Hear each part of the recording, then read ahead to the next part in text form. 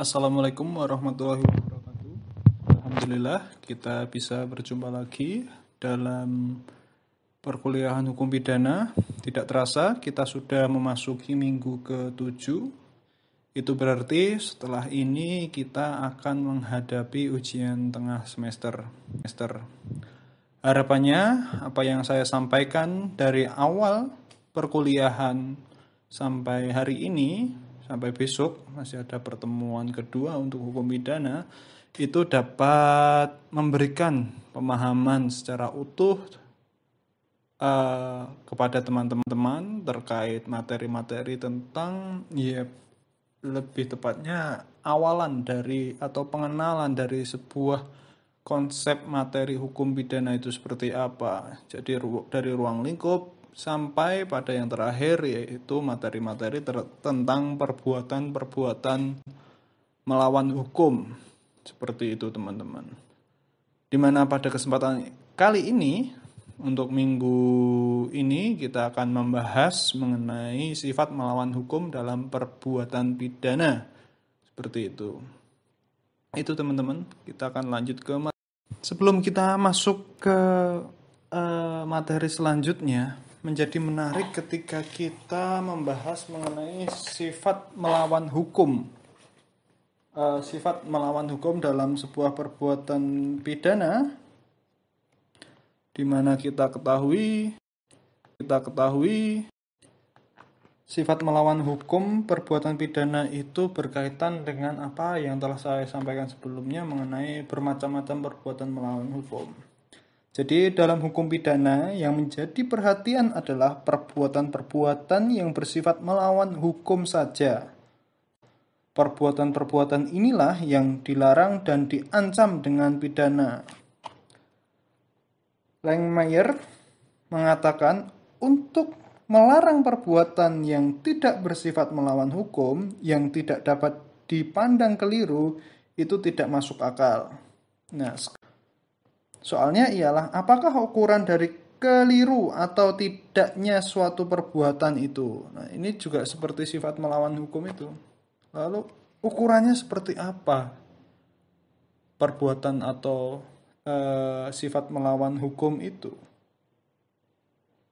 Mengenai hal ini ada dua pendapat. Yang pertama ialah apabila perbuatan telah mencocoki larangan undang-undang, maka di situ ada kekeliruan. Itu yang pertama. Letak melawan hukumnya perbuatan sudah ternyata dari sifat melanggarnya ketentuan undang-undang, kecuali jika termasuk pengecualian yang telah ditentukan oleh undang-undang pula. Jadi ada pengecualian dari undang-undang itu. Sebab hukum adalah undang-undang. Pendirian demikian dinamakan pendirian yang formal atau sifatnya adalah hukum formal, itu seperti itu. Sebaliknya ada yang berpendapat bahwa belum tentu kalau semua perbuatan yang mencocoki larangan undang-undang bersifat melawan hukum. Bagi mereka yang dinamakan hukum bukanlah undang-undang saja. Di samping undang-undang atau hukum yang tertulis, ada pula hukum yang tidak tertulis, yaitu norma-norma atau kenyataan-kenyataan yang berlaku dalam masyarakat. Pendirian yang demikian dinamakan pendirian yang material. Lebih kepada sebuah tindakan-tindakan, bukan hanya sekedar undang-undang seperti apa, ketika dia melanggar, dia diberikan sanksi, tapi tidak. Hukum bukan hanya semata-mata undang-undang yang tertulis, tapi juga ada norma-norma atau kenyataan-kenyataan yang tidak tertulis, seperti itu.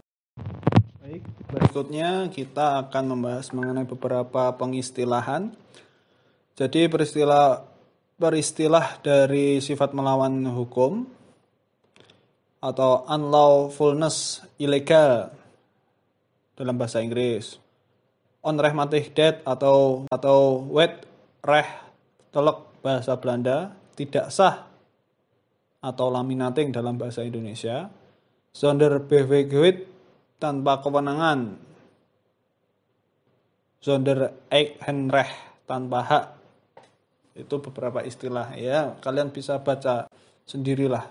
Saya memang untuk pengejaan bahasa asing, khususnya bahasa Belanda, agak sulit seperti itu. Mungkin ada yang pakar di perbendaharaan bahasa Belanda khususnya, silahkan kalian baca itu. Selanjutnya kita akan membahas mengenai pengertian. Jadi menurut Bemelen, pertama bertentangan dengan ketelitian yang pantas dalam pergaulan masyarakat mengenai orang lain atau barang, dan kedua bertentangan dengan kewajiban yang tetap oleh undang-undang. Jadi mengenai sifat melawan hukum dalam perbuatan pidana ini, menurut dari Bemelen ada dua hal yang perlu diperhatikan, yaitu bertentangan dengan kepatutan yang ada dalam pergaulan masyarakat, dan yang kedua adalah bertentangan dengan kewajiban yang ditetapkan oleh undang-undang. Itu pengertian dari sifat melawan hukum dalam perbuatan pidana. Yang kedua, Pompei perbuatan bertentangan dengan hukum, bukan bertentangan dengan undang-undang. Jadi Pompei melihat bahwa hukum itu memang bukan hanya sekedar undang-undang. Hukum itu lebih luas, yaitu norma-norma yang hidup di dalam masyarakat atau dalam sebuah kelompok masyarakat yang itu saling berkaitan dan berinteraksi seperti itu. Itu mengenai pengertian dari beberapa tokoh. Dari Hazewenko Surangi ada beberapa poin yang perlu diperhatikan. Tanpa hak atau wewenang sendiri, itu sifat melawan hukum. Bertentangan dengan hak orang lain, istilahnya melebihi atau mengganggu hak-hak orang lain. Bertentangan dengan hukum objektif, seperti itu. Jadi bukan semata-mata istilahnya hukum subjektif, objektif itu ya hukum yang memang disepakati bersama, seperti itu. Bukan hanya sekedar per individu. Kalau per individu itu masuk ke poin yang kedua, bertentangan dengan hukum orang lain. Menurut Van Hattum dan Simon, wederrechtelijk haruslah dibatasi hanya pada hukum yang tertulis atau bertentangan dengan hukum yang tertulis. Ini sifatnya formalistis. Jadi apa yang ada dalam ketentuan peraturan undang-undang, ketika itu dilanggar, itu namanya sifat melawan hukum. Itu menurut Simon, seperti itu. Sedangkan menurut Hokrath 1919, onrehmatik tidak lagi hanya berarti apa yang bertentangan dengan hak orang lain atau bertentangan dengan kewajiban hukum si pelaku, melainkan juga apa yang bertentangan baik dengan tata susila maupun kepatutan dalam pergaulan masyarakat. Poinnya adalah pada bertentangan dalam tata susila maupun kepatutan dalam pergaulan masyarakat. Itu yang dinamakan sifat melawan hukum menurut Hokrath 1919.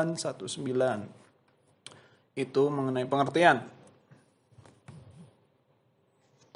Jadi sifat melawan hukum ini sebenarnya sedikit mengadopsi dari ruang lingkup atau kajian hukum perdata. Dalam perdata dikenal onrechtmatigheid, yang berarti perbuatan melawan hukum. Jadi kalian mungkin di perdata ada PMH, wanprestasi, force majeure, dan sebagainya. Nah ini diadopsi dalam hukum pidana juga perbuatan melawan hukum. Perbedaan pokok sifat melawan hukum dalam hukum pidana dan perdata adalah bahwa pada ketentuan perdata, setiap tindakan yang merugikan menjadi satu bentuk perbuatan melawan hukum. Itu dalam hukum perdata. Sedangkan dalam konteks pidana, tidak setiap perbuatan yang merugikan orang lain adalah melawan hukum. Jadi harus melihat dari niat batin seseorang dalam melakukan perbuatan melawan hukum seperti itu. Jadi karena kan sifat perdata itu private, jadi sebuah perjanjian apabila terjadi perbuatan melawan hukum pasti akan merugikan dan itu dapat dituntut. Kalau misalnya dalam pidana karena sifatnya adalah publik, belum tentu sebuah perbuatan merugikan orang lain adalah melawan hukum seperti itu. Baru nanti dalam proses peradilannya akan seperti itu. Dalam pembahasan kali ini, sifat melawan hukum itu ada dua kajian yang mendasar. Yang pertama adalah sifat melawan hukum formil, Jadi sifat melawan hukum formil terrefleksikan dalam ketentuan pasal 1 ayat 1 KUHP yang lebih dikenal dengan asas legalitas seperti itu. Jadi berbicara perbuatan melawan hukum dan sebagainya harus sesuai dengan ketentuan peraturan perundang-undangan. Sifat melawan hukum formil adalah apabila perbuatan diancam pidana dan dirumuskan sebagai suatu delik dalam undang-undang. Yang jelas, sifat melawan hukum formil ini harus merujuk pada kitab undang-undang hukum pidana, di mana apabila di luar itu bukan sifat melawan hukum formil seperti itu. Jadi segala bentuk ketentuan yang ada dalam KUHP dan apabila itu dilanggar itu sudah masuk ketentuan sifat melawan hukum, khususnya dalam hukum formil seperti itu. Sifat melawan hukum formil. Menurut Simon, untuk dapat dipidana maka perbuatan harus mencocoki rumusan delik yang tersebut dalam WET atau undang-undang. Jadi barang siapa melakukan pembunuhan dan sebagainya dihukum penjara maksimal 15 tahun dan sebagainya itu harus sesuai perumusannya. Ketika ada sebuah perbuatan yang menyerupai rumusan dari peraturan perundang-undangan itu sudah dikatakan perbuatan melawan hukum. Sifat melawan hukum yang material tidak dapat diterima. Jadi perbuatan melawan hukum di luar hukum atau WET atau undang-undang itu tidak diterima. Kehendak pembentuk undang-undang telah ternyata dalam hukum positif sehingga tidak boleh diletakkan di bawah keyakinan hukum dari hukum pribadi itu. Seperti itu. Pengecualian harus dengan undang-undang tertulis juga. Jadi ketika ada pengecualian seorang itu melakukan perbuatan hukum atau tidak itu harus diatur dalam undang-undang juga. Itu. Jadi sifatnya positivis seperti itu. Tidak melihat kondisi atau memang dinamika karakteristik yang hidup di masyarakat. Seperti itu. Ya, walaupun memang pada prinsipnya hukum itu ada untuk masyarakat, sehingga hukum itu harus senantiasa mengikuti perkembangan manusia. Jadi yang perlu kita lihat selanjutnya adalah karakter perbuatan melawan hukum formil. Pertama, suatu perbuatan dikatakan melawan hukum ketika sudah dirumuskan dalam undang-undang dan diancam pidana. Itu jadi ada misalnya kita baca dalam kitab undang-undang hukum pidana. Jadi barang siapa dengan sengaja mengganggu pertemuan keagamaan yang bersifat umum dan diizinkan atau upacara keagamaan yang diizinkan atau upacara penguburan jenazah dengan menimbulkan kekacauan atau suara gaduh diancam dengan pidana penjara paling lama 1 bulan 2 minggu atau pidana denda paling banyak Rp1.800 itu sudah terumuskan dalam pasal 176 Kitab Undang-Undang Hukum Pidana seperti itu. Itu karakter yang pertama. Kedua, hal yang dapat menghapus sifat melawan hukumnya perbuatan hanyalah undang-undang seperti itu. Pengecualian seperti tadi, pengecualian itu harus diatur dalam undang-undang berikutnya atau menggugurkan ketentuan dalam sebuah ketentuan undang-undang itu harus diikuti oleh undang-undang serupa seperti itu. Itu mengenai karakter PMH formil. Berikutnya kita akan membahas mengenai sifat melawan hukum material. Ini biasanya akan sering beririsan dengan apa yang telah disampaikan sebelumnya mengenai sifat melawan hukum formil.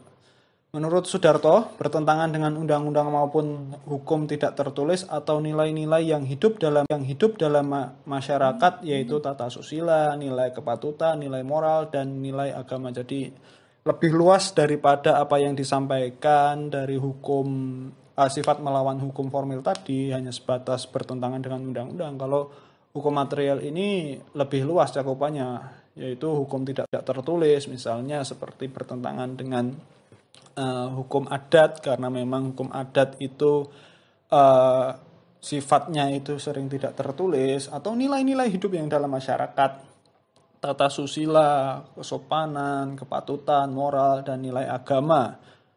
Yang berikutnya adalah suatu perbuatan dikatakan bersifat melawan hukum apabila perbuatan tersebut bertentangan dengan nilai-nilai yang hidup dalam masyarakat. Jadi bukan hanya sebatas bertentangan dengan undang-undang saja, itu harap di garis bawah mengenai sifat melawan hukum. Menurut para ahli yang lain, melawan hukum material jika perbuatan itu pelanggaran terhadap norma lazim atau kepatutan yang hidup dalam masyarakat. Norma lazim itu ya sebuah keyakinan yang dianggap oleh masyarakat ya seperti itu, seharusnya seperti itu. Jadi apabila misalnya apa ya, karena perbuatan melawan hukum yang tidak diatur tetapi juga dianggap lazim seperti itu. Misalnya tidak mengikuti upacara adat dan sebagainya, dan itu juga dikatakan sifat melawan hukum seperti itu. Yang berikutnya adalah menurut Mulyatno, setiap perbuatan yang dianggap atau dipandang tercela oleh masyarakat merupakan perbuatan melawan hukum secara material. Seperti itu. Jadi cakupannya memang jauh lebih luas. Baik, yang terakhir ini menurut pakar Mulyatno dari perspektif hukum pidana, Indonesia harus mendudukan sifat melawan hukum dalam arti material. Jadi memang Mulyatno ini melihat dinamika atau karakter yang ada di masyarakat di Indonesia, karena berbagai macam suku bangsa, pluralisme dan sebagainya yang secara nyata hukum positif itu tidak bisa menaunginya seperti itu. Jadi harus melihat ketika seseorang itu dianggap atau melakukan sebuah perbuatan melawan hukum, tapi undang-undang itu tidak mengatur sedemikian rupa, ya harus bisa ditindaklanjuti seperti itu. Harus ada penegakan hukum secara tegas, karena memang pada prinsipnya hukum itu ada untuk masyarakat seperti itu. Itu kata kuncinya. Jadi bagi orang Indonesia belum pernah ada saat bahwa hukum dan undang-undang dipandang sama. Itu menurut Mulyatno. Pikiran bahwa hukum adalah undang-undang belum pernah dialami. Bahkan sebaliknya, hampir semua hukum Indonesia asli adalah hukum yang tidak tertulis. Jelas ya teman-teman, dalam PIH, PTHI dan sebagainya, teman-teman juga pasti paham bahwa berkaitan dengan hukum itu bukan hanya hukum yang tertulis saja. Ada hukum tertulis, misalnya KUHP pun itu juga istilahnya adopsi dari Belanda dan sebagainya. Ketika berbicara hukum asli di Indonesia, itu jelas adalah hukum yang tidak tertulis. Itu teman-teman materi pada kesempatan kali ini masih kita lanjutkan dalam materi berikutnya. Harapannya teman-teman bisa mencari referensi-referensi lain, suplemen penambah pemahaman lain dari buku maupun literatur yang ada di internet seperti itu. Itu dari saya, kurang lebihnya saya mohon maaf. Wabillahi taufik wal hidayah. Wassalamualaikum warahmatullahi wabarakatuh.